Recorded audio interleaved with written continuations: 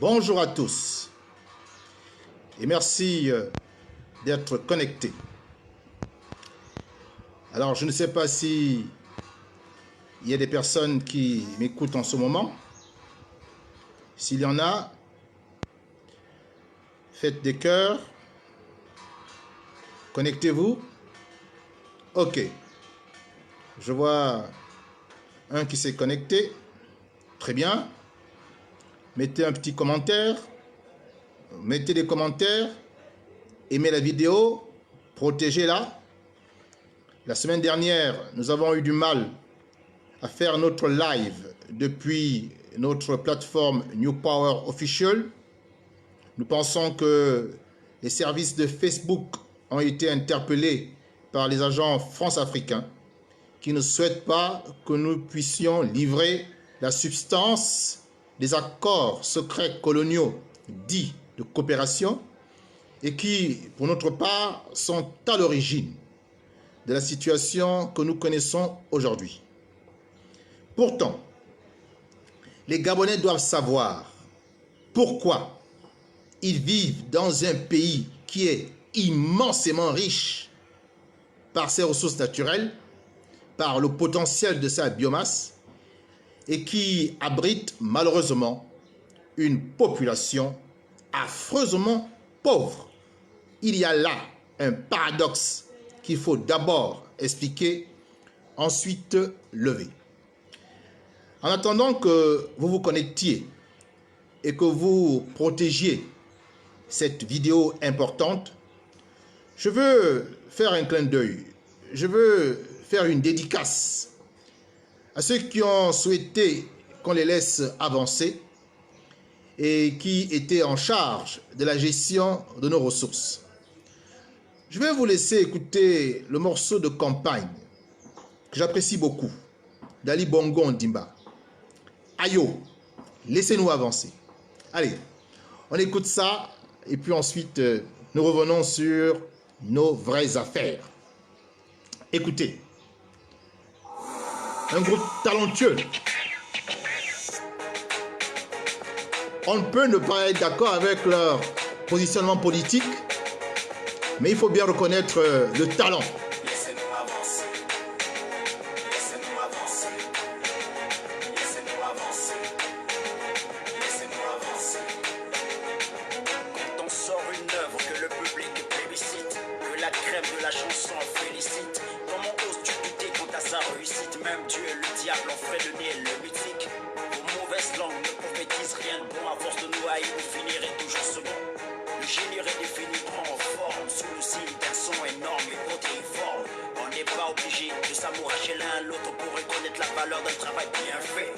L'objectivité devrait prévaloir sur le ressentiment, mais tu me diras c'est de l'art. Si tu n'aimes pas, passe ton chemin. Si tu n'aimes pas, n'achète pas pour rien. Les choses transcendent toute personne. Pourquoi déblatérer sur ma magie de Ré, Mi, Fa, Sol? Je sais par expérience quand c'est bon, ça fait jazz. Partagez la vidéo. Aimez-la. Protégez-la. Tous ceux qui se connectent ne sont pas de notre bord. Il est dans leur intérêt de stopper la vidéo. Donc, aimez la vidéo. Partagez-la. C'est important pour que nous puissions aller jusqu'au bout de notre conférence.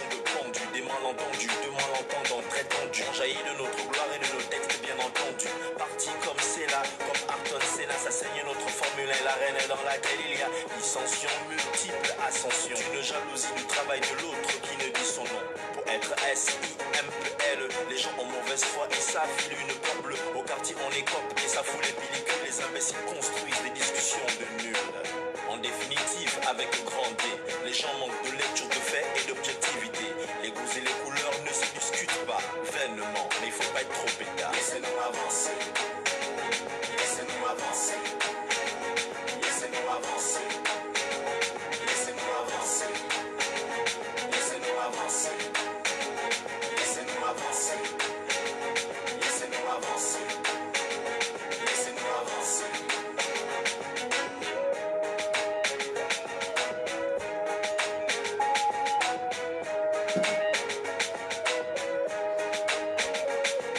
Oulala, je comprends qu'on dérange. On fait flipper vos femmes à table à midi quand elles mangent. Regarde-toi, Magenta, sans forcer, tu crées les hits qui révolutionnent le rap et son industrie. Assassin, tu assassines le rap. Je dis merci, tu as des belles vidéos et les belles femmes t'apprécient. Tu oublies un peu trop vite ton histoire de petit colis qui fait que toutes les filles veulent visiter ton lit. C'est vrai, tu as trop raison. Les femmes dans ce truc, elles sont des Et démangeaisons. quand tu poses, quand tu rappes, c'est du sérieux. C'est du texte, c'est du style et c'est furieux. Tes musiques, l'effet de tes musiques. Donne des mots de tête à tous nos couplets. Et à cette flatterie, tant mieux si ça nous sert. On essaie d'être humble et faire ce qu'on a fait. Laissez-nous avancer. Laissez-nous avancer. Laissez-nous avancer. Laissez-nous avancer. Laissez-nous avancer. Laissez-nous avancer. Laissez-nous avancer. Laissez-nous avancer. Laissez-nous avancer.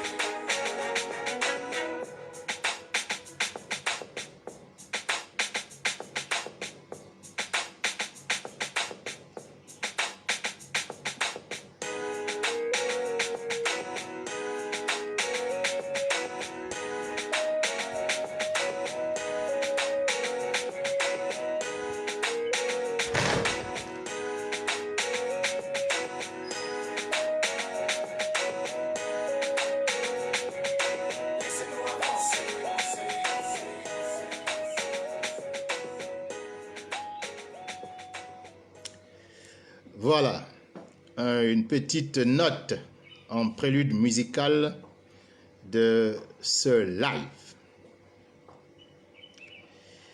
Ils ont voulu qu'on les laisse avancer. Qu'ont-ils fait de notre pays? Et qu'ont-ils fait de toutes ces richesses? C'est la question que nous abordons aujourd'hui. À qui appartiennent les richesses de notre beau pays, le Gabon? Ces richesses appartiennent-elles aux Gabonais ou sont-elles la propriété d'autres entités, d'autres puissances étrangères? Mais avant de rentrer dans le vif du sujet, je vais sacrifier à la tradition de la présentation. Je suis Privat Ngomo, responsable général du mouvement New Power. Notre mouvement est une structure associative, politique et internationale. Nous y sommes par notre corpus idéologique foncièrement souverainiste, ouvertement anti-France-africain et fondamentalement néo-panafricaniste.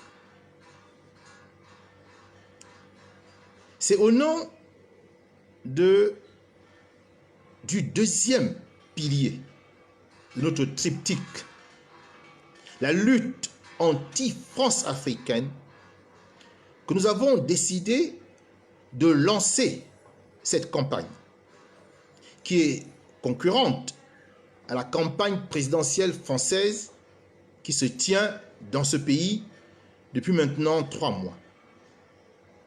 Nous avons dénommé la nôtre, notre campagne, The France-Afrique Bashing, parce que nous entendons dire tout le mal que nous pensons du système France-africain.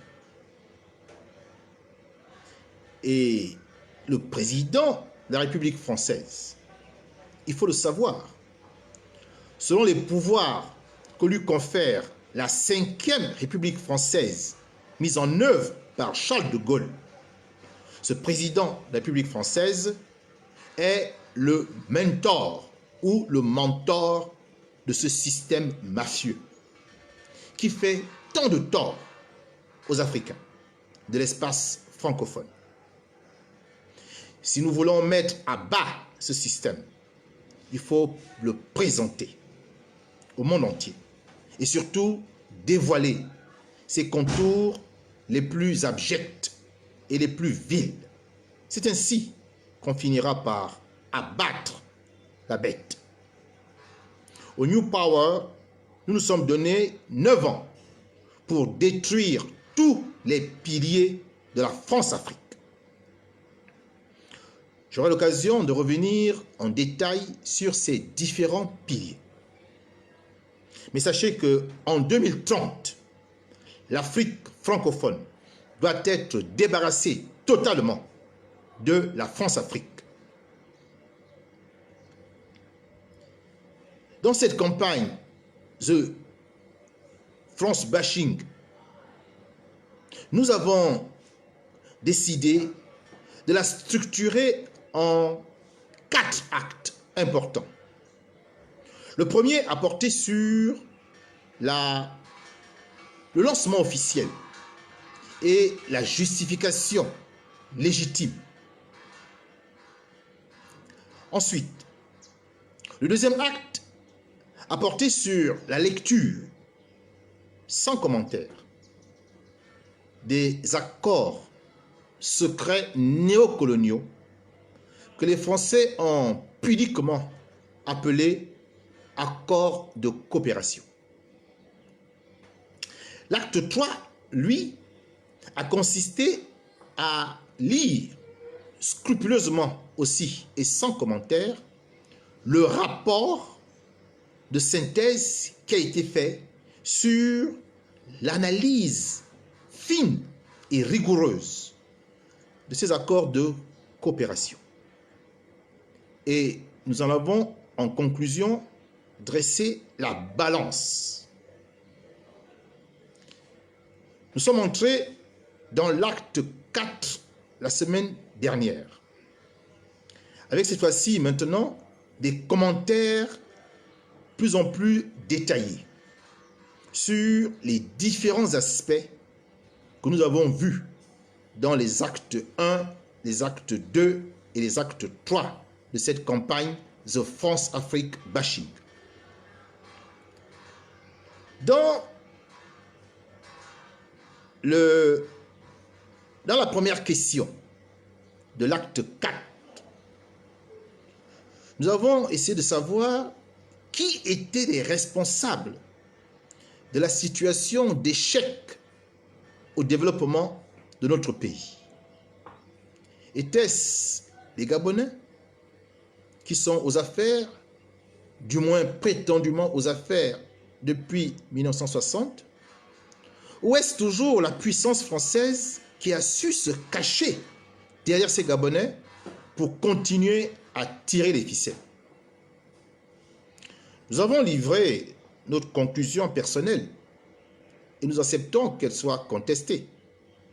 Nous avions dit que les Gabonais, qui ne détiennent en réalité pas de souveraineté dans leur pays, sont responsables à 20% de la situation catastrophique que nous connaissons.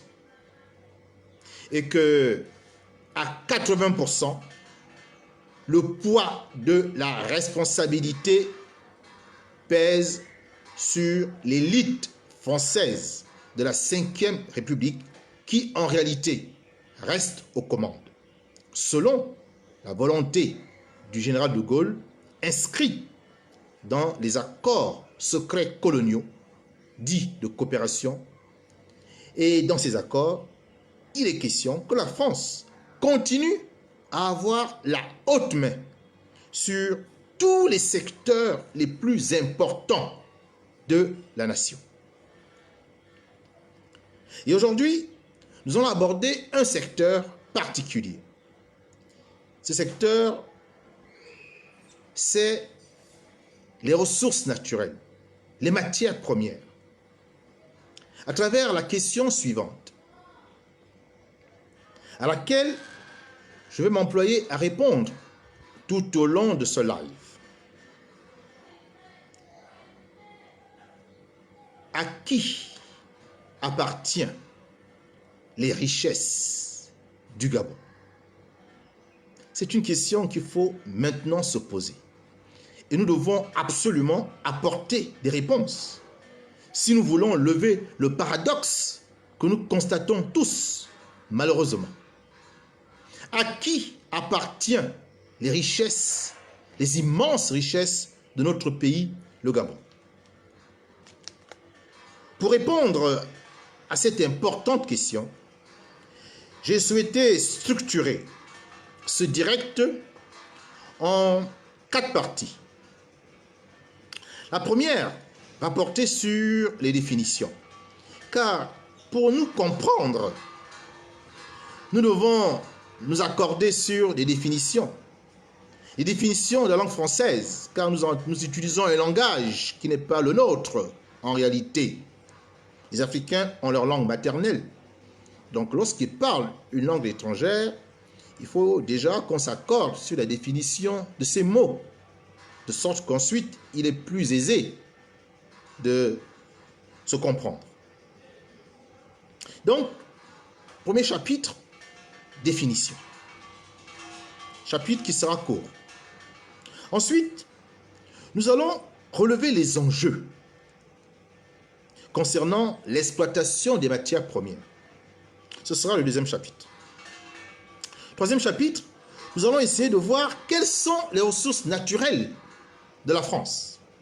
Quelles sont les richesses de la France. Et en quatrième chapitre, nous allons nous intéresser aux ressources naturelles du Gabon. Et enfin, nous allons conclure ayant présenté les tenants et les aboutissants. Il nous sera plus aisé de conclure. Voilà les matières que je vous suggère quant à ce direct. Si vous en avez convenance, nous allons commencer avec le premier chapitre. Je vais essayer d'être docte, pédagogique, pour bien me faire comprendre. Beaucoup d'éléments qui vous seront donnés relèvent de sources officielles, qui ne sont donc pas ma pensée, qui ne sont donc pas mes idées. Ce sont les sources officielles sur lesquelles on doit pouvoir s'accorder. Il n'y a que la conclusion, dans laquelle je vais exprimer mon sentiment, mon ressenti même, sur la manière dont j'aurais répondu à cette question que j'ai posée en préalable à l'entame de cette conférence. Commençons par les définitions. Qu'est-ce qu'une ressource naturelle? Dans le dictionnaire français Larousse, la ressource naturelle ou encore la biomasse est une source de matière et d'énergie accessible économiquement dans l'environnement naturel sous forme primaire, avant leur transformation par l'activité humaine. Voilà la définition que l'on peut donner à la ressource naturelle, que l'on appelle aussi la biomasse. Il y a une autre définition concernant les matières premières, car vous comprenez que les ressources naturelles peuvent être associées aux matières premières. Par matière première, on entend des matières extraites de la nature ou produites par elle et que l'homme utilise soit directement, soit pour les transformer et en biens de consommation. Elles comprennent par exemple le pétrole, le gaz naturel, les minéraux, le sable, le riz, le maïs, le coton, le caoutchouc et que sais-je encore. En d'autres termes, tout ce que l'homme trouve sur la nature et qui peut lui être utile, soit de façon naturelle, soit en ayant été transformé, peut être considéré comme une ressource naturelle ou comme une matière première. Quels sont donc les enjeux attachés à l'exploitation de ces matières premières? Nous entrons là dans le deuxième paragraphe de cette conférence.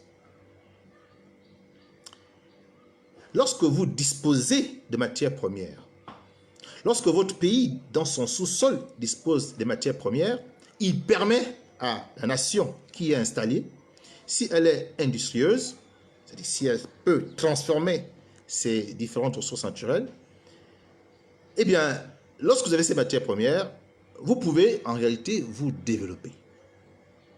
Ça veut dire quoi? Ça veut dire que vous pouvez exploiter les ressources naturelles que vous allez extraire de la nature. Et quand vous les avez exploitées, vous pouvez les transformer.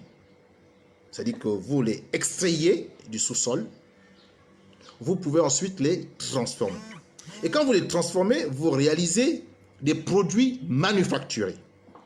Quand vous avez une industrie. Et ensuite, ces produits qui ont été transformés, cette matière première, pardon, qui a été transformée en produits manufacturés, peut être vendue soit localement, soit à l'international.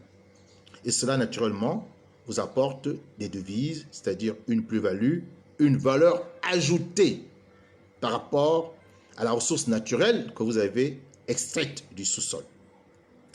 Et tout cela produit naturellement de la richesse, produit de la croissance et donne à la nation industrieuse un standing de vie agréable.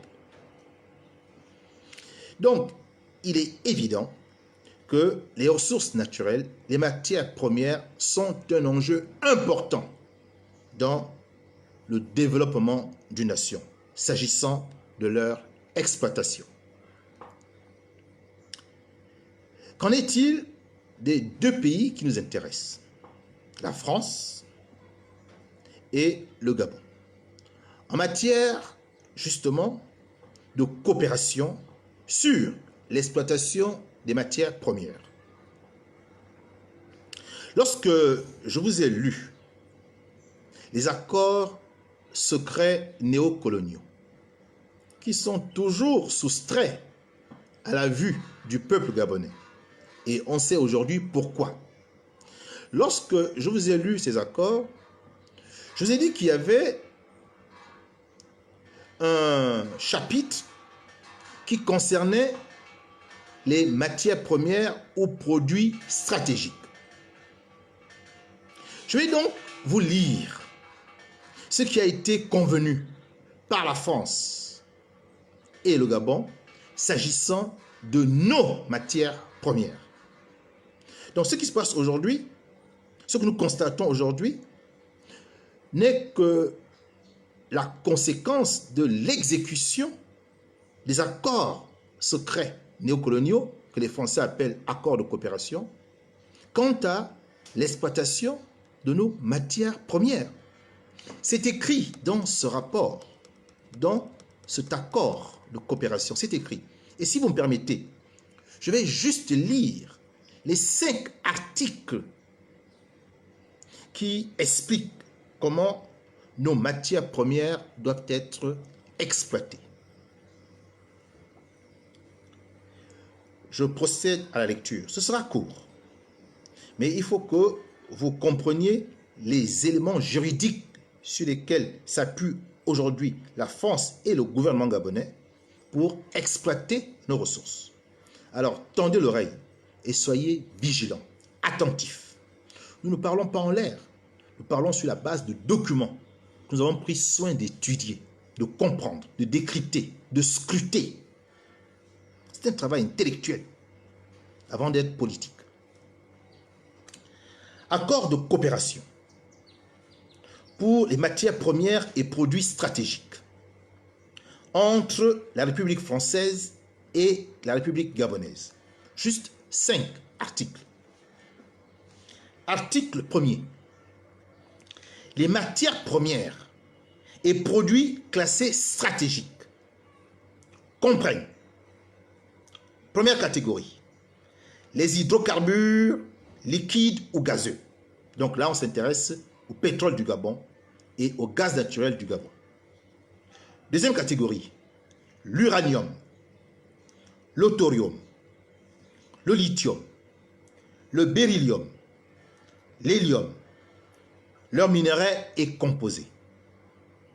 Qui définit ces matières premières à exploiter? Sont-ce les Gabonais? Certainement pas. Ce sont les Français qui ont défini ces matières premières comme étant de catégorie supérieure et de catégorie inférieure. L'article poursuit en alinéa 2. Les modifications à cette liste feront l'objet d'échanges de lettres entre les parties contractantes. C'est donc la France qui va toujours décider à quel moment on introduit telle matière première selon ses besoins à elle. C'est ainsi qu'il faut comprendre cet article premier, que je commente là maintenant. Article 2. La République française informe régulièrement la République gabonaise de la politique qu'elle est appelée à suivre en ce qui concerne les matières premières et produits stratégiques, compte tenu des besoins généraux de la défense, de l'évolution des ressources dans les États de la communauté et de la situation du marché mondial. Il faut comprendre ici que les États de la communauté, c'est exclusivement la France. Les États de la communauté, c'est juste pour remplir. Ce sont des accessoires. En réalité, il s'agit des besoins de la France, d'abord. Et donc, la France doit dire au Gabon, elle informe régulièrement au Gabon ce dont elle a besoin. C'est ce que veut dire cet article 2. La France dit, voilà ce dont nous avons besoin. Et dès l'instant où la France a exprimé son besoin par rapport à ses propres réalités, alors il faut maintenant décider de l'exploitation pour satisfaire son besoin. Article 3. Écoutez l'incongruité de cet article. Écoutez-le. La République gabonaise informe la République française de la politique qu'elle est appelée à suivre en ce qui concerne les matières premières et produits stratégiques et des mesures qu'elle se propose de prendre pour l'exécution de cette politique. En quoi un État souverain doit-il informer un autre État souverain de la politique qu'il compte mener en matière justement d'exploitation des ressources naturelles de son propre pays? Vous ne partez pas voir votre voisin pour dire comment vous touchez votre femme. Non, vous n'avez pas à informer le voisin de cela. Ça le concerne en quoi? En quoi est-il concerné? Donc, ici, dans cet article 3, la France veut avoir la haute main sur la politique d'exploitation des matières premières du Gabon. C'est cela. Elle informe son besoin, article 2, et elle doit savoir qu'est-ce que le Gabon compte faire. En d'autres termes, si elle n'est pas d'accord avec ce qui est prévu par le gouvernement gabonais, elle dit non, et on fera comme elle entend, car elle dispose de la puissance militaire, de la puissance financière, de la puissance économique pour tordre la volonté du Gabon. Voilà ce que ça veut dire, cet article 3. Il faut le comprendre ainsi. Article 4. La République gabonaise facilite au profit des forces armées françaises le stockage des matières et produits stratégiques. Lorsque les intérêts de la défense l'exigent, elle limite ou interdit leur exploitation à destination d'autres pays. Et qu'en est-il des forces armées gabonaises? Rien. Il s'agit là des forces armées françaises seulement. On voit bien que ce ne sont pas des Gabonais qui ont négocié cet accord. Jamais des Gabonais sérieux aimant leur pays auraient accepté que ce soit la France qui décide de tout et que nous n'ayons rien à dire. Ce n'est pas possible que des Gabonais qui aiment leur pays dans les années 60 aient pu accepter ce genre d'article. Article 5.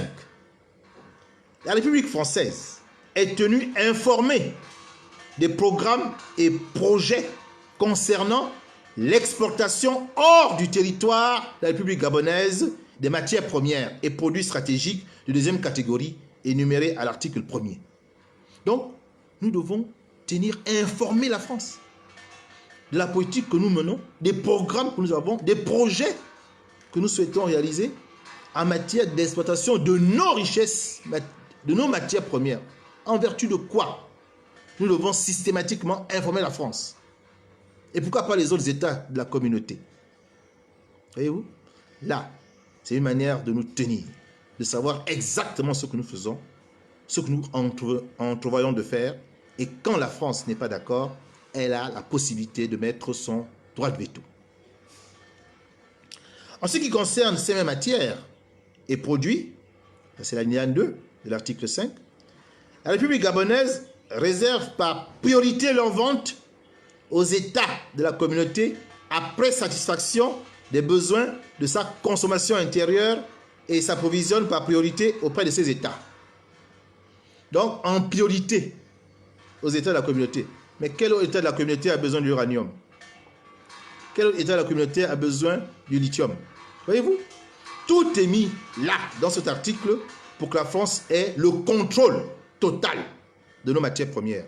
En amont, lorsque nous projetons, lorsque nous faisons des projets d'exploitation, et en aval, lorsque nous vendons. C'est une façon d'avoir la haute main sur nos matières premières. Ces 5 articles sont très clairs pour ceux qui les ont lus. On voit donc qui est le véritable gestionnaire des matières premières du Gabon. Je tenais d'abord à lire ces 5 articles pour poser le cadre juridique indiscutable, écrit dans ces accords secrets néocoloniaux, que la France appelle accords de coopération. Maintenant que j'ai bien lu les 5 articles et que j'ai soumis cela à votre perspicacité, entrons dans le 3e paragraphe qui concerne les ressources naturelles de la France et son industrie. Car si la France s'intéresse tant aux matières premières du Gabon, c'est peut-être qu'elle ne les a pas. Elle n'a pas ces ressources naturelles. Donc il est important pour elle de pouvoir y accéder gratuitement ou à vil prix. Mais pourquoi la France devrait-elle accéder à des matières premières qui ne sont pas les siennes? Mais c'est simple. Quand vous aurez connaissance du potentiel des matières premières que la France présente, mais vous comprendrez à juste titre pourquoi il est dans son intérêt de contrôler les matières premières des pays qu'elle a eu à dominer, pour ne pas dire coloniser, pendant plus de 50 ans. La source officielle que je vous donne à présent est le portail français des ressources minérales non énergétiques du ministère de l'économie et des finances et de la relance de la République française. Donc vous pouvez aller sur ce site et vous aurez accès aux informations que je vais vous livrer là. Je ne suis pas allé sur un site gabonais ou un site africain. Je suis allé sur le site de la France, car la France considère les matières premières gabonaises comme les siennes. De même qu'elle considère les matières premières de France comme étant les siennes, ce qui pourtant là tombe sous le coup du sens. Quelles sont les ressources naturelles françaises? Je ne vais pas entrer dans le détail comme je le ferai pour le Gabon, mais je vais donner quand même une panoplie. Et vous aurez là une idée des richesses naturelles, des ressources naturelles, des matières premières que la France a.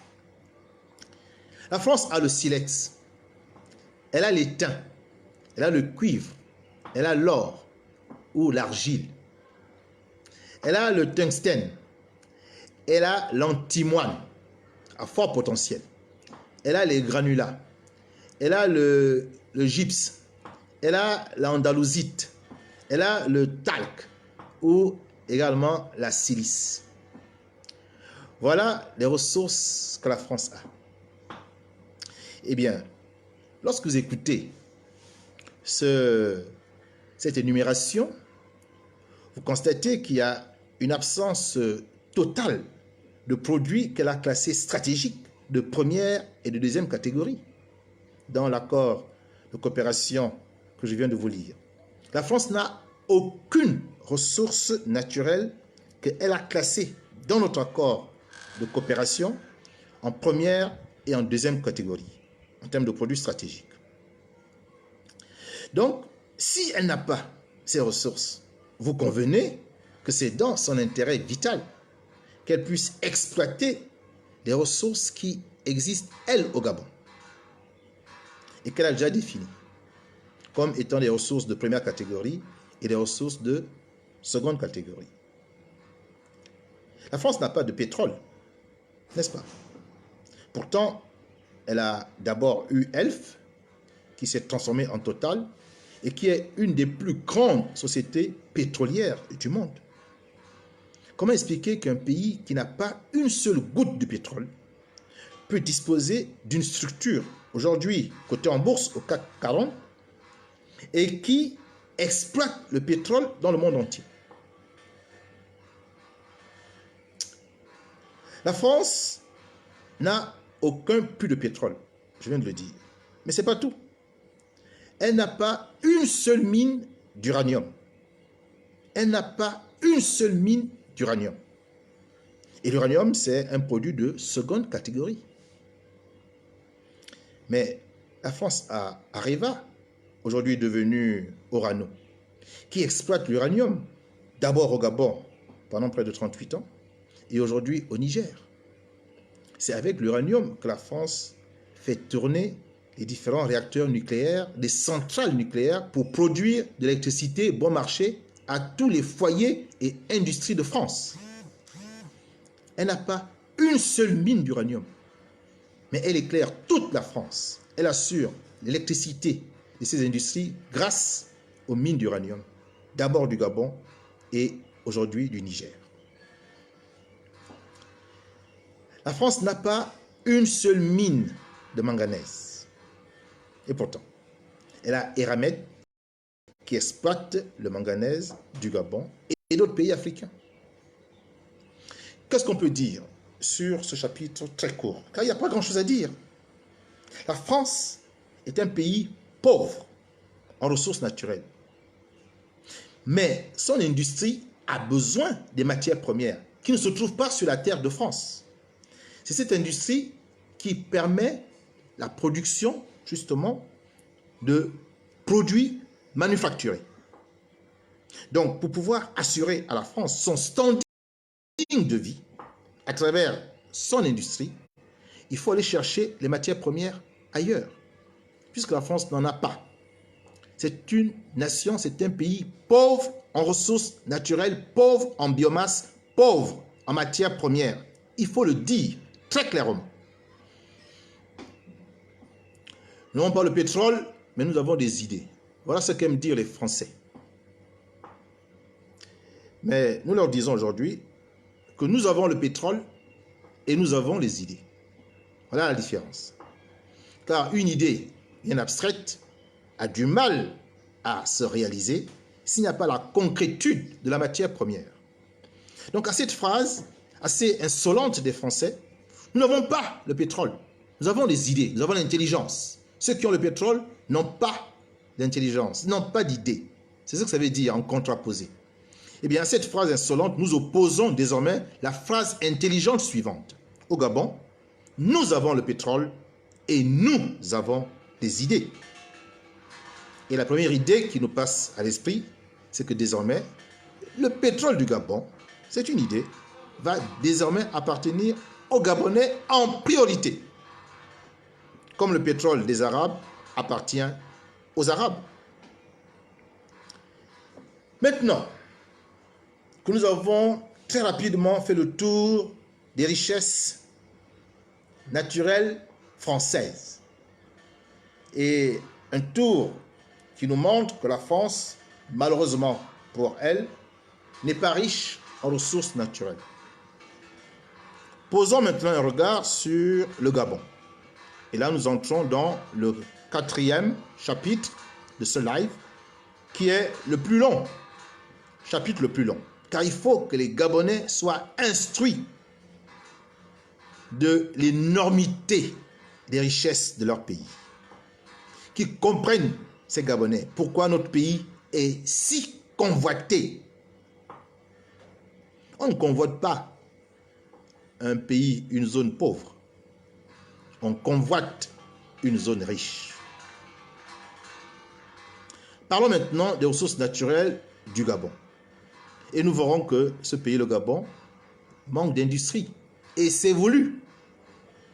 Je viendrai en détail, en conclusion, sur cet aspect d'absence d'industrie au Gabon. Mais d'abord, parlons de la biomasse, parlons des richesses naturelles, parlons des ressources, des matières premières.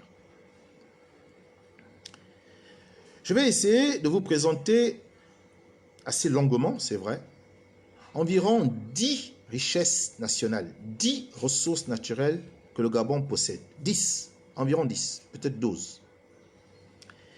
Et d'emblée, je voudrais faire une comparaison avec un pays d'Afrique australe comme le Botswana, qui ne dispose pas d'autant de richesses que le Gabon. Mais d'abord, qu'est-ce que le Botswana?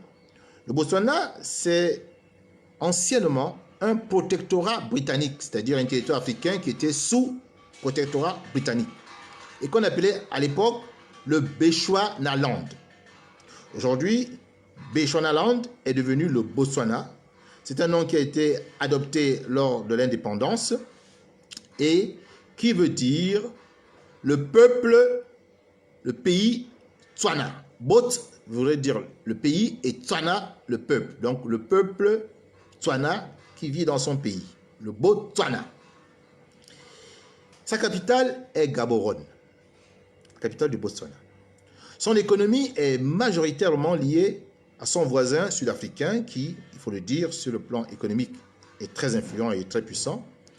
Mais cette économie est dominée par les services. Environ 43%, on parle du PNB, et là nous sommes en 1999. Les mines représentent environ 48% du PIB. Les industries, 4%, et l'agriculture, environ 5%.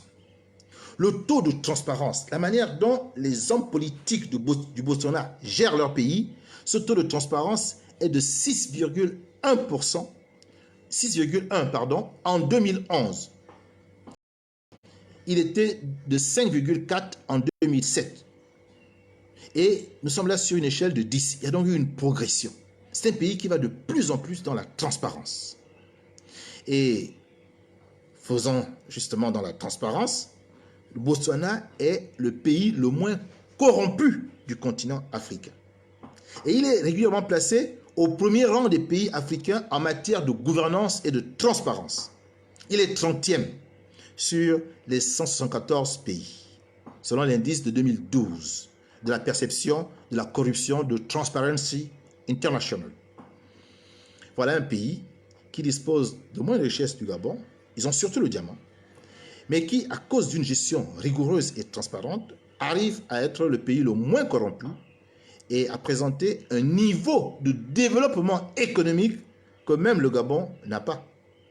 Mais il faut dire que le Botswana est un État réellement indépendant, où les personnalités politiques qui sont succédées ont fait montre d'un patriotisme et ont permis à ce pays d'être surnommé le miracle africain. Certains l'appellent l'exception du continent, ou encore la Suisse d'Afrique. Donc, j'ai voulu prendre ce pays qui n'est pas très grand, qui a 5 millions d'habitants, et qui peut être comparé au Gabon. Sauf que l'image reluisante que ce pays présente est à l'extrême, du point de vue de sa contraposée, de celle du Gabon. Pourquoi le Gabon, qui a autant de richesses, ne peut pas aujourd'hui tenir la comparaison face au Botswana?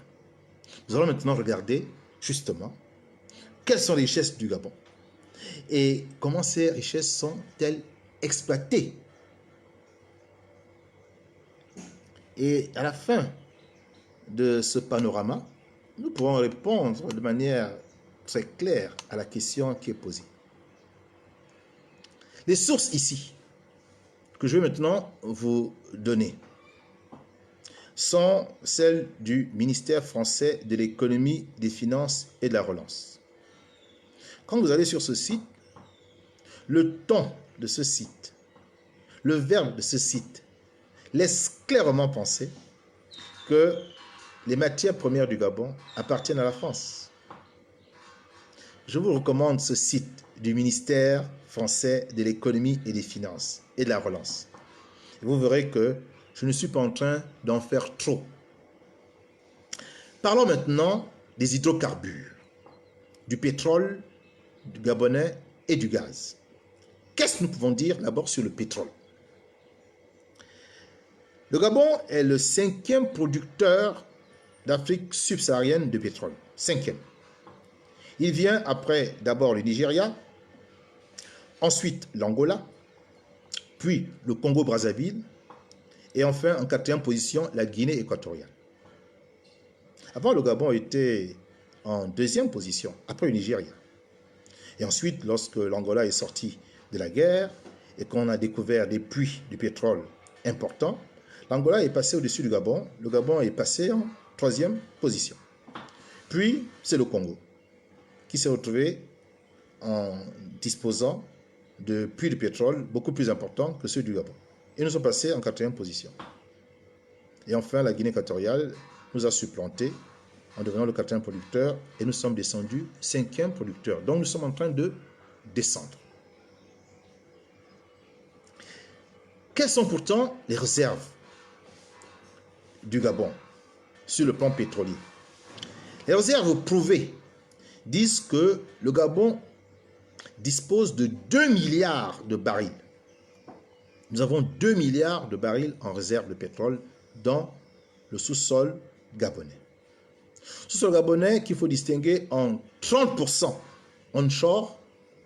Donc, on peut exploiter le pétrole onshore du Gabon sur une superficie de 30% et 70% en offshore, c'est-à-dire au large donc de Port-Gentil, de Mayumba.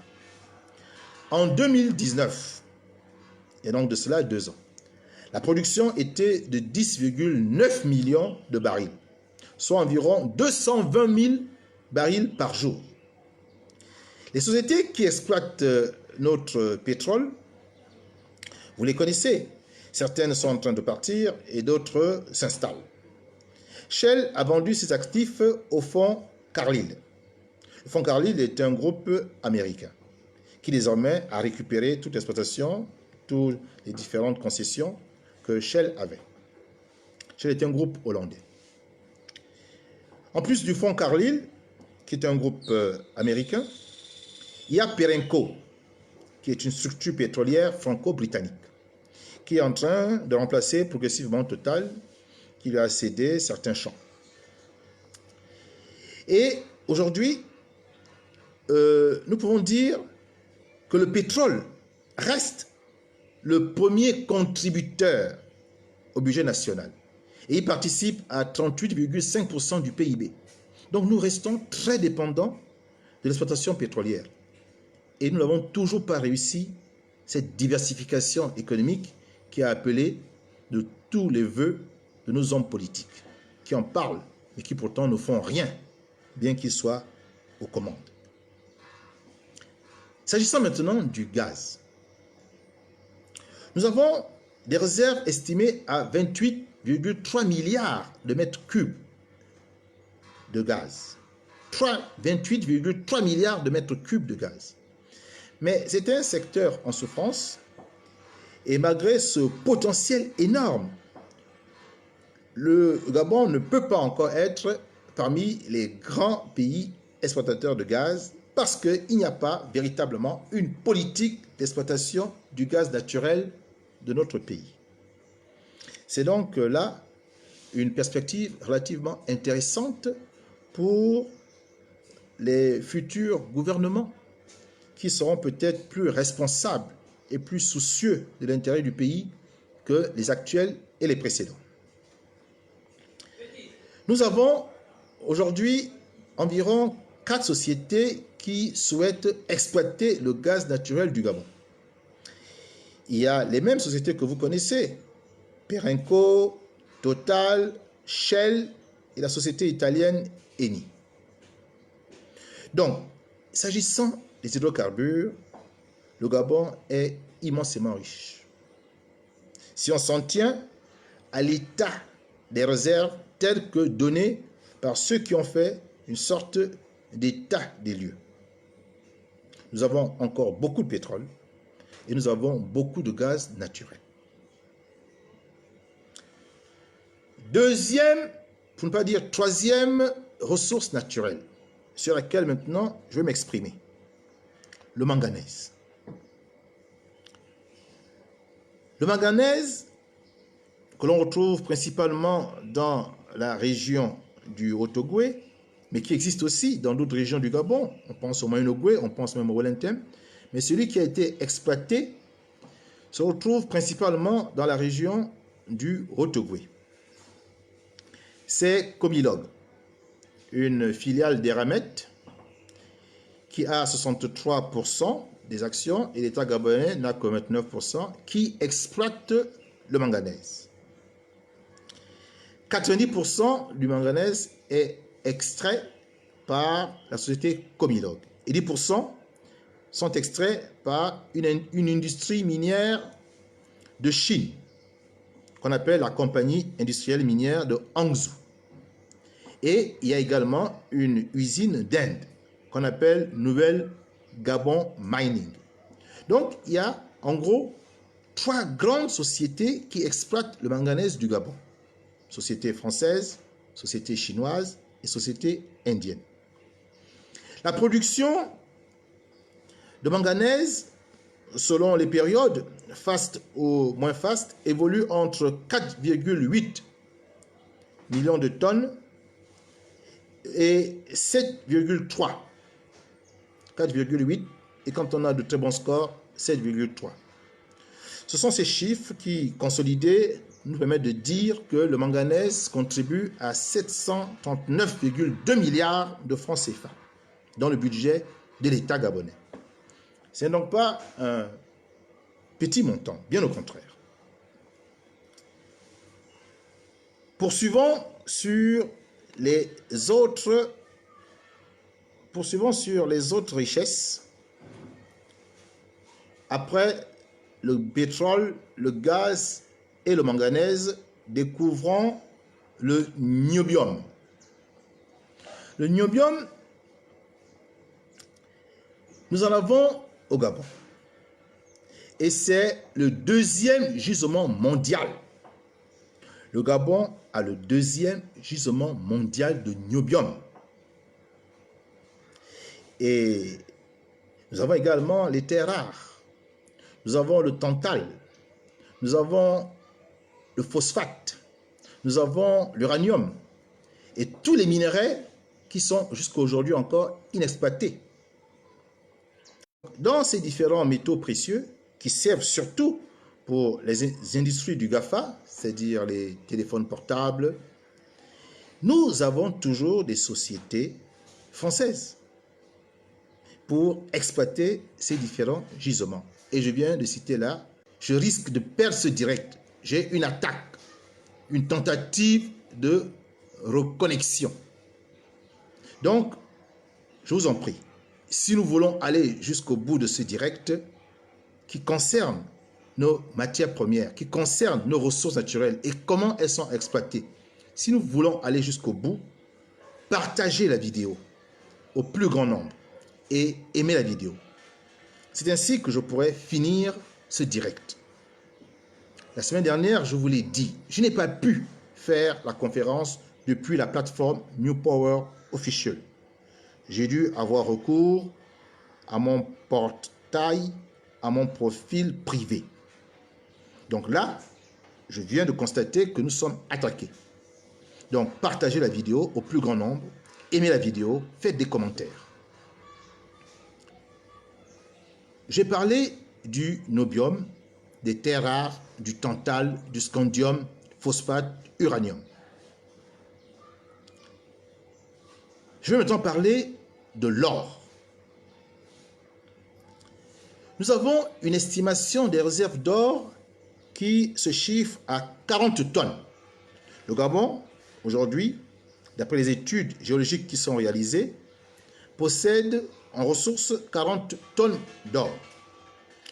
Et la production annuelle oscille entre 2 à 4 tonnes. Quelles sont les sociétés qui exploitent ce minerai précieux du Gabon?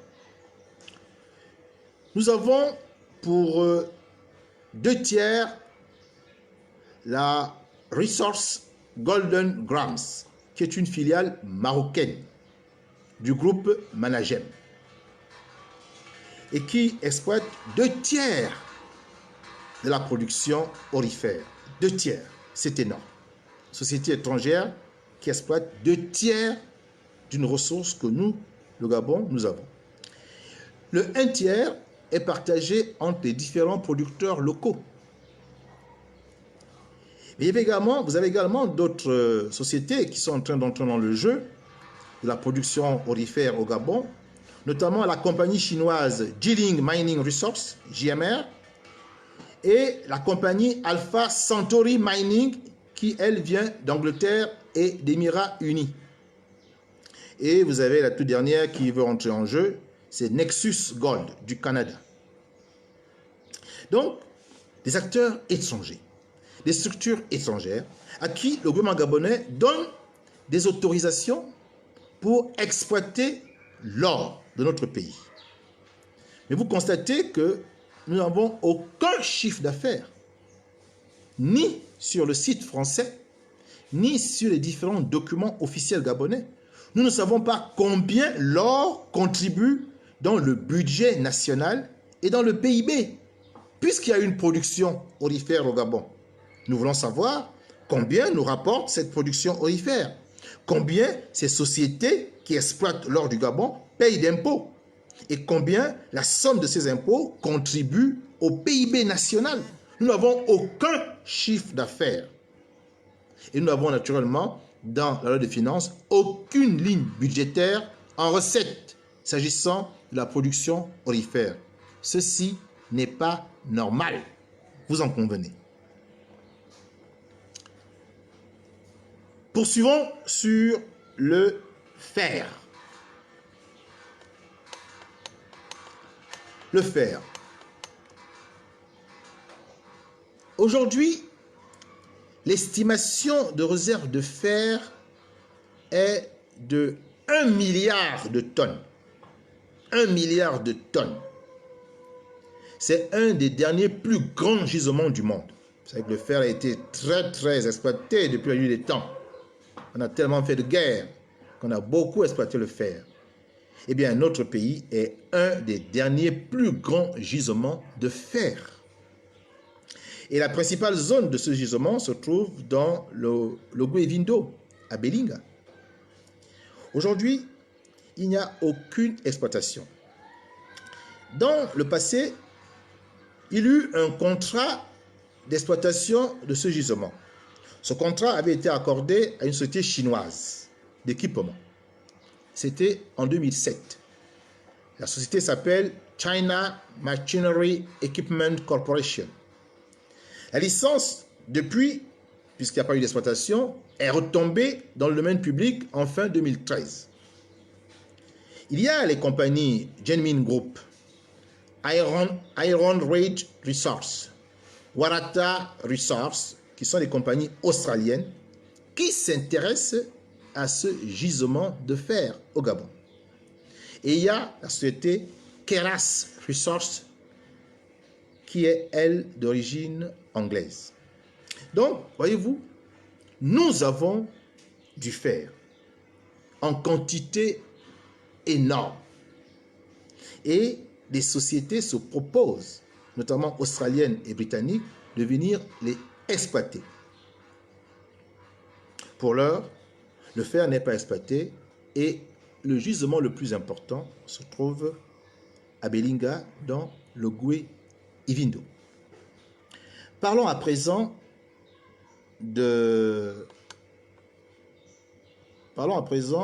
du diamant. Car le Gabon est également un pays qui a du diamant. Alors, que dire sur le potentiel diamantaire? On n'a pas, de ce point de vue-là, des chiffres très précis, un peu comme l'or. Donc on peut penser qu'il y a finalement des productions informelles qui se font, à la barbe ou avec la complicité des agents de l'État. Mais le Gabon disposerait également d'un potentiel diamantifère. On n'égalerait certainement pas le Botswana, mais c'est autant de sources de revenus que le Gabon pourrait avoir si nous avions une production diamantifère conséquente. Aujourd'hui, plusieurs sociétés s'intéressent au gisement de diamants de notre pays. Il y a la société De Beers, il y a Southern du Canada et il y a Motopa d'Australie. Ces différentes sociétés ont mené des campagnes d'exploration pour avoir une idée du potentiel. Officiellement, l'exploration dans ce secteur est pour l'heure suspendue et il n'y a aucun permis et ceux qui ont été attribués sont retombés dans le domaine public. Il semble que l'État n'ait pas mis suffisamment de moyens, c'est certainement à l'époque où le Gabon connaissait des crises, pour assurer la bonne tenue de ces campagnes d'exploration. Et donc, les entreprises qui étaient intéressées, pour l'heure, ont dû plier bagages et attendre la possibilité de revenir dans le jeu pour exploiter le diamant gabonais. Parlons à présent de l'uranium. Parlons de l'uranium. L'uranium a connu une exploitation d'environ 38 ans, commencée en 1955 et qui s'est arrêtée en 1999. Je ne reviens pas sur l'importance de l'uranium pour les Français, car c'est grâce à l'uranium que la France donne de l'électricité à tous les foyers de France et à toutes les industries de France. Elle n'a pourtant pas une seule mine d'uranium. Donc, pendant cette période de 1955 à 1999, la société Eramet a exploité près de 1185 millions de tonnes. Donc, c'est cette valeur-là qui a été extraite des terres du Haut-Ogooué. Les zones d'exploitation de gisement se situaient principalement à Boyinti, à Oklo, à Mikulungu, à Okelobondo, à Bangombe et à Bérez, c'est-à-dire la base Maba de Franceville. La société, ce n'est pas Eramet, pardonnez-moi, Eramet c'est plutôt le manganèse, c'est la société Comuf, qui est une filiale d'Areva, aujourd'hui Orano, qui a exploité le manganèse de notre pays pendant ces 38 dernières années. Il faut rappeler que Orano a une participation de 68,4% dans les actifs et le Gabon n'en a que 25,8%. Après plus de 39 années d'exploitation d'uranium, quelles retombées significatives avons-nous eues? L'uranium a été exploité principalement à Mounana. Quelles sont les retombées que la ville de Mounana a pu avoir? Cette ville a-t-elle été construite? A-t-elle été bâtie? A-t-elle profité de l'exploitation de l'uranium pendant ces 39 ou 38 dernières années?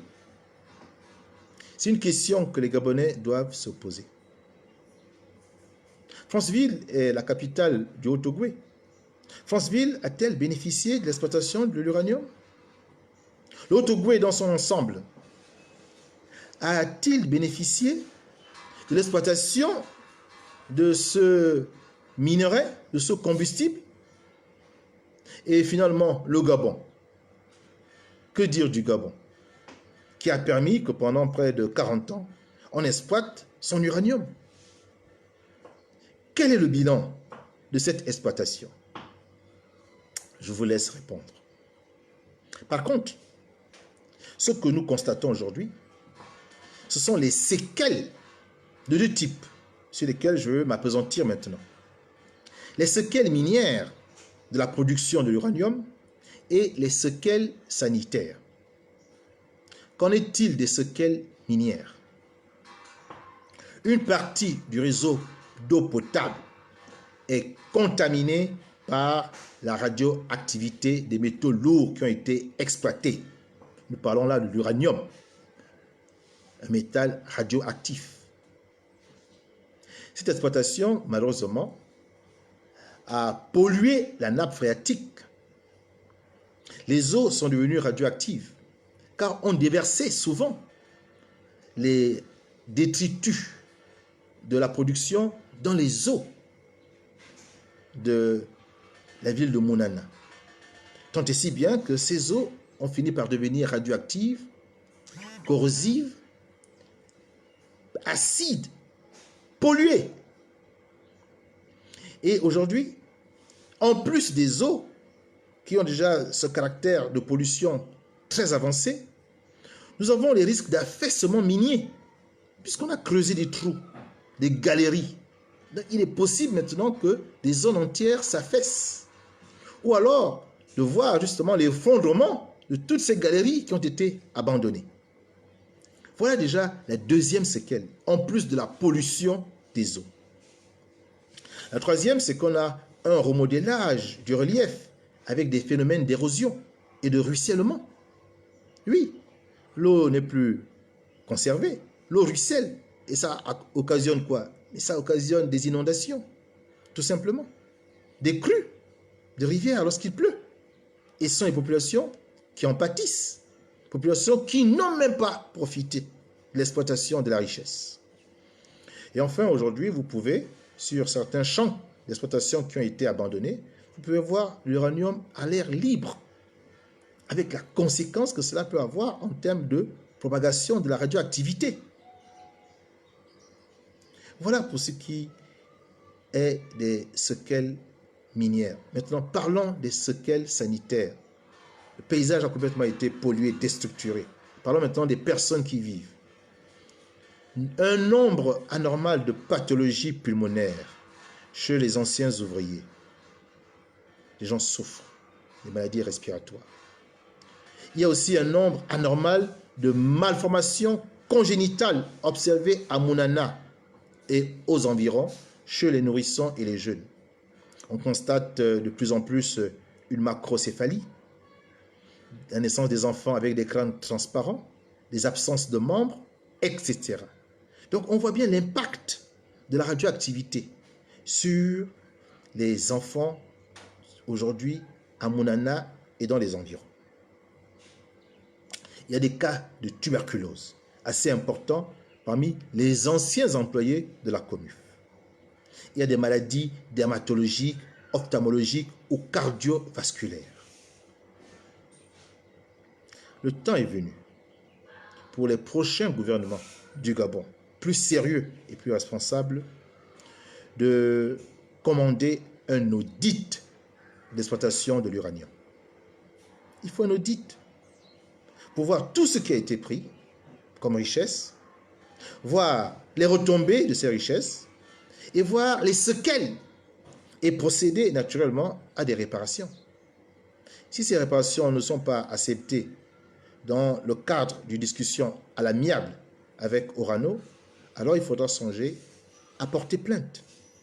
Car il n'est pas normal que les populations qui n'ont pas profité de l'exploitation d'une richesse de leur terre se retrouvent maintenant à souffrir avec des maladies, avec des malformations et à mourir sans avoir à bénéficier du soutien financier ou matériel de l'entreprise qui a exploité cette richesse et qui est à l'origine de cette situation de radioactivité. Que faut-il dire de la bauxite? Que faut-il dire du coltan? Que faut-il dire du cuivre, du zinc, qui sont encore les richesses du Gabon? Je pourrais encore aligner la liste des richesses du Gabon. Et vous allez vous rendre compte à quel point notre pays est immensément riche, immensément riche. Je pense que beaucoup de Gabonais n'ont pas une idée précise de la richesse du sous-sol du Gabonais. Ils y vivent, c'est vrai. Ils souffrent peut-être à cause de la malgouvernance, mais ils ne réalisent pas le potentiel que notre pays a. Un gouvernement sérieux qui arriverait aux affaires devrait commencer d'abord par se donner la carte géologique des richesses du Gabon, pour savoir quel est le potentiel dont nous disposons, véritablement. Et quand on a ce potentiel, on fait un recensement de la population. Et après, une simple division. Si ce potentiel que nous avons est géré avec rigueur et compétence pour le bien du peuple, et si chacun des Gabonais doit pouvoir trouver sa part, de quelle capacité de richesse chacun peut prétendre? Ce sont des calculs simples qu'aujourd'hui, le gouvernement gabonais ne fait pas. Mais il faut bien qu'un jour, un gouvernement sérieux le fasse. Apprécier la richesse du Gabon, et rapporter ça à chaque Gabonais. Je n'ai rien dit dans mon exposé sur les ressources forestières. Je pense naturellement au bois, aux produits ligneux et au puits de carbone. Je n'ai rien dit sur les richesses halieutiques, car le Gabon, vous le savez, a 800 km de côte. Et souvent, nos produits halieutiques sont exploités dans le cadre des accords de l'APE avec l'Union européenne. Et pour ce qui est des ressources forestières, je ne l'ai pas dit, ce sont surtout les sociétés françaises, chinoises, malaisiennes et autres qui aujourd'hui font la pluie et le beau temps et qui coupent chaque jour que Dieu fait des arbres dans notre pays. Et ça, depuis les années 40. Chaque jour, sur la nationale gabonaise, il y a des grumiers. Chaque jour, le bois du Gabon sort ou est transformé.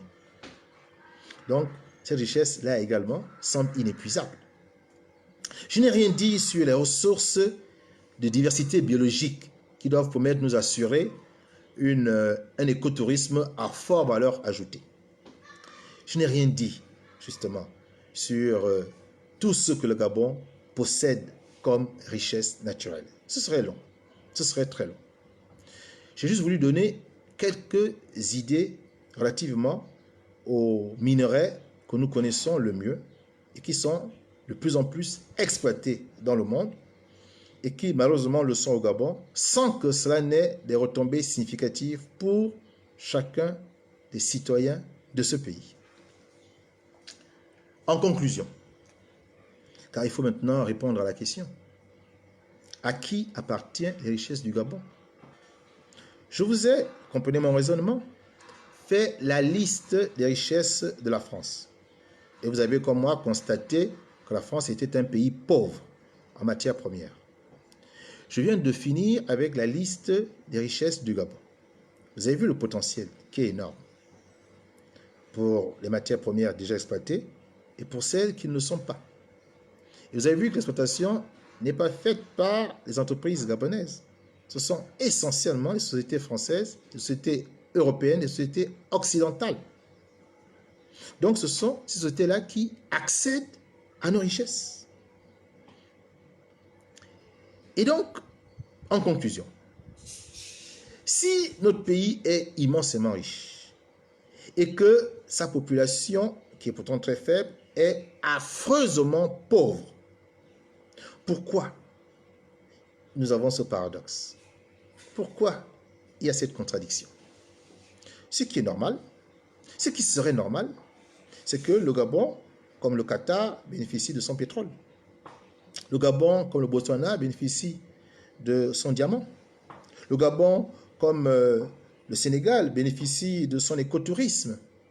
Voyez-vous, normalement, nos richesses, si elles sont exploitées par le gouvernement, ou bien si elles sont exploitées avec l'accord du gouvernement par les entreprises étrangères, doivent pouvoir rapporter des devises, des dividendes qui sont ensuite redistribués à l'ensemble de la population. Cela est parfaitement possible. Il faut avoir un gouvernement qui a cette volonté-là et qui n'est pas une simple marionnette. Le secteur minier du Gabon contribue à 2 voire 6% seulement du PIB de notre pays. Ce sont des chiffres qui évoluent entre 2016 et 2019. Voilà la participation du secteur minier au PIB de notre pays. Ce secteur contribue à 6% des exportations et apporte 3% d'emplois au secteur privé. Vous voyez comment c'est ridicule? C'est extrêmement ridicule. Le secteur minier est exploité au Gabon depuis près de 40 ans et il apporte seulement au maximum 6% au PIB du pays. Mais où vont donc toutes ces richesses minières s'il n'y a que 3% d'emplois du secteur privé et 6% de contribution au PIB? Il y a un problème. On ne peut pas avoir autant de potentiel. On ne peut pas laisser les entreprises depuis plus de 40 ans exploiter les mines du Gabon et nous voyons que 6% seulement au grand maximum de PIB pour le secteur minier. En comparaison, je vous l'ai dit, en amont, le Botswana a son secteur minier qui contribue à 48% du PIB. Pourtant, nous sommes bien plus riches que le Botswana. Donc, vous voyez, il y a une évaporation. Les Gabonais sont en train de se faire piller, littéralement, sous leurs propres yeux. Sur la base des chiffres que je vous donne là. Quelles sont les sociétés étrangères qui pillent et exploitent nos richesses? Je vous les ai donnés. Je vous ai donné les noms des sociétés étrangères qui font ce travail d'exploitation avec l'accord des gouvernements qui se sont succédés jusqu'à présent à la tête de notre pays. Et comme société étrangère, au premier chef, il faut le dire, il y a la France, avec Elf d'abord, puis Total, avec Orano, avec Eramet, et pour ce qui est du bois, avec Rougier. Donc, si nous considérons que les ressources naturelles du Gabon appartiennent à la France, sont les accords néocoloniaux, alors on peut comprendre que ce soit elles qui s'enrichissent et que nous, les Gabonais, nous restions pauvres. Si la France considère que les matières premières du Gabon, telles qu'elle a fait écrire dans le contrat, qu'elle appelle contrat ou accord de coopération signé par Léon Ba, si elle considère que le Gabon reste un territoire de la France et que les matières premières du Gabon appartiennent à la France, eh bien, c'est elle qui doit s'enrichir. Elle exploite les richesses du Gabon, elle exploite les matières premières du Gabon, et les Gabonais, eux, n'ont rien. Ils n'ont rien. Et donc, ils sont pauvres. Si la France le fait, c'est parce qu'il y a un gouvernement qui est complice, qui accepte de respecter les accords léonins. Du moment que cette élite, qui généralement constitue le gouvernement, est arrosée, est corrompue, mais elle est prête, elle, à planer, comme on dit vulgairement, et voir le pays sombrer dans la misère. Les Gabonais doivent comprendre que cette élite qui est là, qui est aux affaires, n'œuvre pas pour son bien. Sinon, les richesses du Gabon serviraient d'abord aux Gabonais. Cette élite corrompue n'est que la marionnette de la France. Et la marionnette de la France doit agir selon la manière dont les ficelles sont tirées par le marionnettiste. Ces marionnettistes ne souhaitent pas qu'il y ait une industrie au Gabon. Car si demain nous avons une industrie, nous avons vocation par cette industrie à exploiter nos propres ressources naturelles. Et nous entrerons donc en compétition, en concurrence avec les industries françaises. Ce n'est pas dans l'intérêt du marionnettiste de voir une industrie florissante au Gabon. Or, c'est l'industrie qui produit le développement. À travers, je l'ai dit en amont, dans les enjeux, la production des produits manufacturés et l'élévation du niveau de vie, du standard de vie. Nous-mêmes, nous pourrions produire nos propres voitures, nous pourrons produire nos propres vélos, nous pourrons produire nos propres eaux de Cologne ou bien eau d'une thème. Et finalement, nous n'aurons plus à être les débouchés de l'industrie française. C'est donc un marché qu'elle perd, en plus d'avoir une raréfaction des matières premières. Donc, ce n'est pas dans l'avantage du marionnettiste de voir les matières premières du Gabon être transformées sur place. Ce n'est pas dans son avantage. Et donc, les gouvernements successifs du Gabon doivent respecter cette consigne. Pas d'industrie au Gabon, pas de concurrence à la France. Lorsque un homme prend conscience qu'un étranger est venu sur sa terre et décide d'exploiter la terre contre son intérêt, au détriment de sa propre personne, qu'est-ce qu'il doit faire? Il peut se plaindre, il peut geindre, il peut pleurer et ne rien faire. Tant qu'il ne fera rien, tant qu'il va pleurnicher, eh bien l'autre va continuer tout simplement à piller, à s'enrichir, à devenir plus fort et à continuer à dominer sur le véritable propriétaire des richesses. Mais si cet homme change d'attitude, et c'est tout le sens aujourd'hui que nous donnons à cette campagne, amener les Gabonais à changer d'attitude. D'abord, à comprendre que les richesses de leur pays servent en priorité à la France et à d'autres puissances étrangères. Et que nous n'avons que les miettes. Et que les miettes désormais ne suffisent plus, puisque nous devenons de plus en plus pauvres. Si nous refusons de continuer à geindre, eh bien, il ne reste plus que le combat. Ce combat qui va consister à aller arracher aux autres nos richesses. Il n'y a pas une autre alternative. Je vais être très clair de ce point de vue. Continuez à pleurer et eux, ils vont continuer à s'enrichir. Décidez de les combattre et de prendre l'autorité de vos richesses, ils vont devoir coopérer. Car c'est nous qui sommes propriétaires du Gabon. Les choses du Gabon appartiennent d'abord aux Gabonais. Donc, levons-nous et refusons d'être pauvres quand d'autres s'enrichissent avec nos matières premières. À qui appartiennent les richesses du Gabon? Eh bien, à tout le monde, sauf aux Gabonais. Voilà la réponse que moi je donne aujourd'hui. Les richesses du Gabon n'appartiennent pas aux Gabonais, ou du moins à une petite élite corrompue, incompétente, à la solde de l'Élysée, qui accepte justement ce marché de dupes et qui n'a aucun égard pour les populations qui souffrent. Oui, ces Gabonais-là, ils profitent des richesses de notre pays. Et ils n'ont que des miettes en milliards. Est-ce que vous essayez de comprendre ce que je suis en train de vous dire?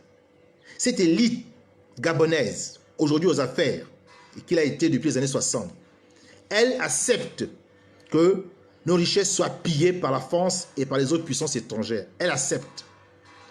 En récompense, elle a des miettes. Des miettes. Et ces miettes sont estimées en milliards. Alors, je vous demande d'imaginer un peu le gros des richesses exploitées. Ce que la France prend. Si la marionnette n'a que des milliards, que prend alors le marionnettiste? Que prend alors le marionnettiste si les miettes sont estimées en milliards?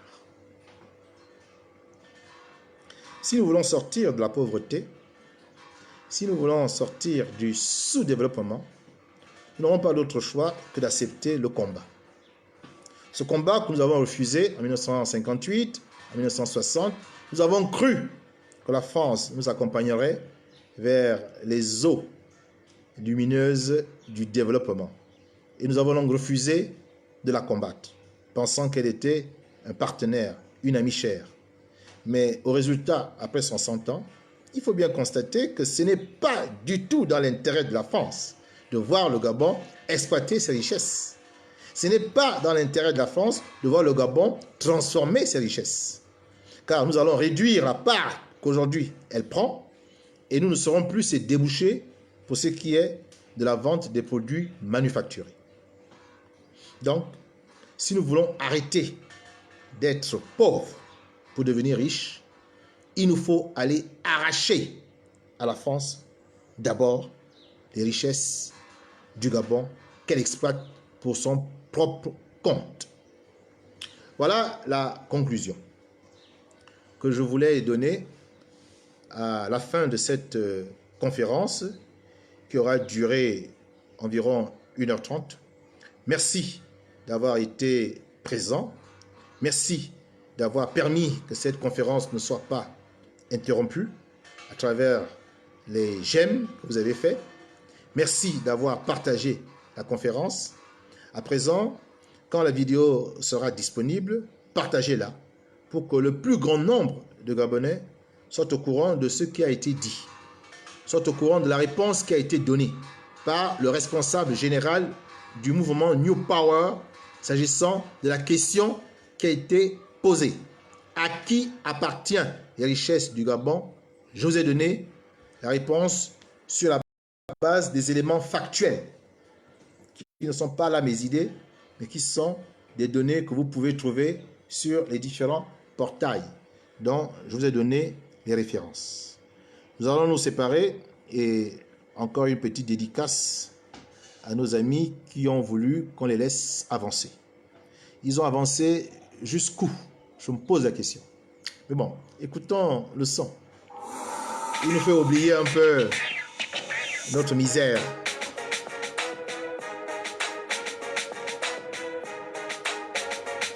Alors, naturellement, je n'ai pas les droits sur cette musique, hein. Donc, il n'est pas nécessaire que Facebook mette cela en sourdine. Je n'ai aucun droit. Quand on sort une œuvre que le public plébiscite, que la crème de la chanson félicite. Il faut partager le live Quant à sa réussite, même lorsqu'il sera fait de nier. en rediffusion. Vos mauvaises langues ne prophétisent rien. Il nous faut atteindre beaucoup de Gabonais. Finir est toujours second. Le génie est Beaucoup de Gabonais doivent être au courant de ce qui se passe dans leur pays. énorme et protéiforme. On n'est pas obligé Nous abordons des sujets tabous, sachez-le, d'un travail bien fait. parce que nous sommes courageux. Prévaloir sur le risque. Si nous avions les chocottes, nous ne le ferions pas. Si tu n'aimes pas Nous aurons peur chemin, pour notre position sociale, pour notre liberté, pour notre vie. personne pourra déblatérer sur ma main. Mais il y a une nouvelle génération de Gabonais, déterminés, décomplexés, compétentes, conscientes et agissantes, qui a l'intention de relever ce pays. Nous en avons les capacités, nous en avons la volonté. Mais il faut maintenant sensibiliser le plus grand nombre. Le plus grand nombre de Gabonais doit être sensibilisé à cette question-là, qui jusqu'à présent a été occultée par la classe politique gabonaise tout entière, sans exception. Vendu sur les promesses du mythique et laissé des langues pendues, des malentendus, de malentendants très tendus. On jaillit de notre gloire et de nos textes bien. Le son est bon, il n'y a rien à dire. C'est là, comme Arton, c'est là. Mais le positionnement de Massassi et de Magenta, c'est vrai, laisse à désirer. Jalousie du travail de l'autre. Mais il faut faire un distinguo entre la politique et l'art. Les gens ont mauvaise foi. Et même si parfois la politique se sert de l'art, On les copie et ça fout il ne faut pas remettre en cause le talent d'un artiste parce qu'il a pris position politiquement contre vos idées. lecture de fait. Donc je peux apprécier Ayo, je peux apprécier ce morceau qui a été le morceau de campagne Ali Bongo que j'ai combattu, mais je peux, tout en appréciant ce morceau, ne pas être en phase avec le positionnement idéologique des artistes. Et en démocratie, dans le respect des personnes et de leurs idées, c'est cela que nous devons instituer au Gabon. Faire le distinguo entre les choses, savoir critiquer, savoir discerner et ne pas jeter l'eau du bain avec le bébé. Oh là là. Ayo, Qu'on dérange, on fait flipper vos Ayo doit venir nous faire le point. mange. Regarde-toi, Magenta. Ils ont avancé jusqu'où? Qui révolutionne Faut qu'ils nous disent. son industrie. Faut qu'ils sortent encore un autre son. Dis merci. Ils nous disent où Et les belles ils ont pu avancer. Jusqu'où ils ont avancé. Qui fait que toutes les filles veulent visiter. J'espère qu'ils m'écoutent, Massassi et Magenta. Je veux entendre un son. La suite de Laissez-nous avancer. C'est du sérieux, c'est du texte, c'est du style et c'est furieux. tes musiques, l'effet de tes musiques. Donne des mots de tête à tout le public. Et à cette flatterie, tant mieux si ça nous sert. On essaie d'être humble et faire ce qu'on a fait. Merci à tous ceux qui se sont connectés. Merci à Ibrahim Yves Bouka. Merci à Sylvie Méviane Fourne. Merci à Tamark. Merci à Bembei Amaka Ndassi. Merci à Gaël Eila. Merci à Brigitte Marguerite. Merci à Ray Alogo. Merci à Raymond Meilly. Merci à Flavienne Billy. Merci à Paul-Henri Mbon-Gondjou. Merci à Brigitte Marguerite. Non, pardon. À Ernest Manon. Merci à Mirvana. Merci à vous tous. Merci d'avoir été présents. Partagez ce live. Et merci encore d'avoir été de la partie aujourd'hui. Nous aurons un prochain live le jeudi prochain. Il va porter sur la présence militaire des bases d'occupation française au Gabon. Je parle bien des bases d'occupation militaire française. Je ne parle pas d'éléments français. Ça, c'est leur terminologie. Nous considérons que les bases militaires françaises sont des bases d'occupation. Et la question que je vais poser, c'est à quoi servent les bases militaires françaises au Gabon? À quoi servent les bases militaires françaises au Gabon? Il n'y en a qu'une. À quoi sert la base militaire française au Gabon? Voilà pour la thématique du jeudi prochain. Merci d'avoir été présent. Et Otep, Otep, Otep 3 fois à mes frères kamites. Bonne fête de Noël pour les chrétiens et bonne fête de la Kwanzaa pour les kamites. Bonne fête de la Kwanzaa pour les kamites. On se voit jeudi 30, s'il plaît à Imana, s'il plaît à nos ancêtres. On se voit donc jeudi 30 décembre 2021 à la veille du Nouvel An. Passez de bonnes fêtes et à bientôt.